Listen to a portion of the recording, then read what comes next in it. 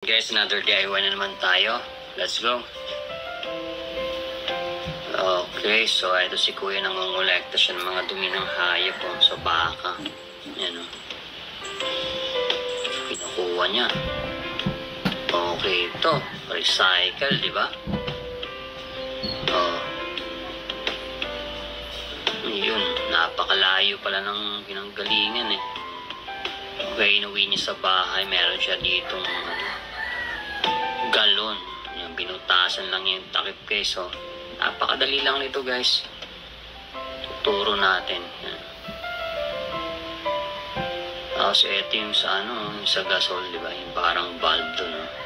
Yung labasan ng gas. Yung sinasalpak yung tubig. Nilagay niya dun sa binutasan niya. Yung sinicure niya para sealed. Yun di ba?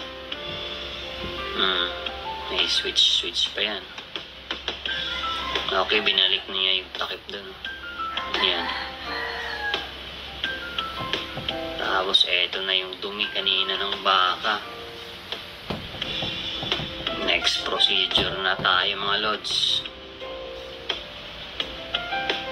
Nilagyan lang niya ng tubig guys. So, di ba? Kailangan mo tubig lang sa kadumi ng baka. Sakto to kung may mga babuyan din kayo. Pwede to guys. So, kaya manukan kayain nyo to. Diba? Imbis na itapon natin, mapapakinabangan pa natin yun.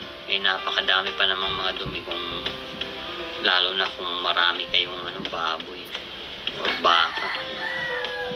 Tapos sinalin lang niya dun sa ginawa niya kanina guys. Nilagay niya dun sa galon. So pwede kayo nito yung malaking galon na yung kulay blue, di ba? Kung napakarami. Kaya pasadya na kayo ng malaking staka ng dumi. Para di na kayo pasalin-salin. Sinicure na niya guys. So inugasan pa yung sagil para malinis naman nila. Yung mga way. Okay, pinatong lang niya dun.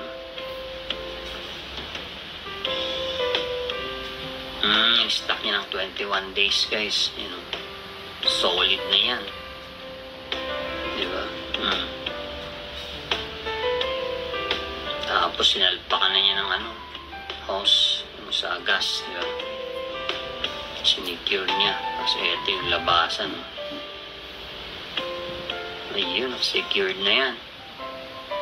The moment of truth na tayo dito mga lods. Try na ni Kuya kung talagang kumuha na yung gas. Yun. Okay na daw. Inuksan na niya ng konti. Ayun, tumutunog na daw. Yan. Diba? Napakalakas ng gas guys.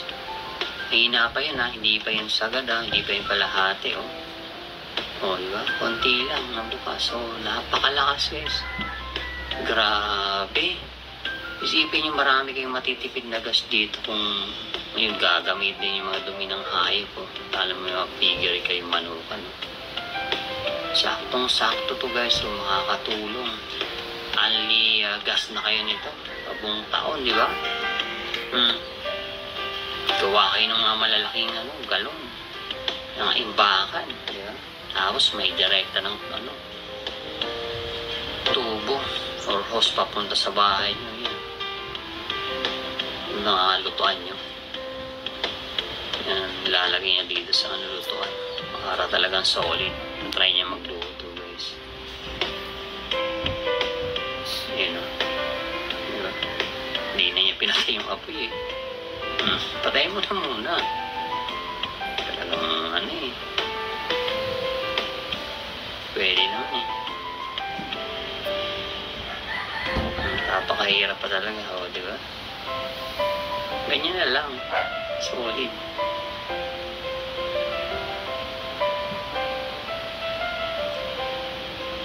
Yan, medyo nilakasan na niya. Diba? Lakas niyan guys Free gas forever na tayo dyan mga lods.